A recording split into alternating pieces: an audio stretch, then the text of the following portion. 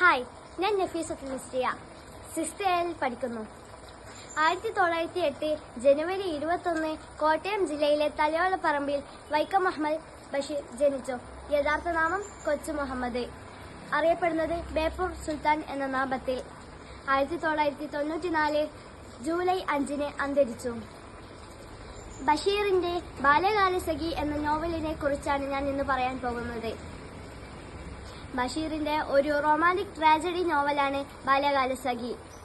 1944 ഇത് പ്രസിദ്ധീകരിച്ചത്. ബഷീറിന്റെ ഏറ്റവും മികച്ച കൃതിയായി പലരും ഇതിനെ കണക്കാക്കുന്നു.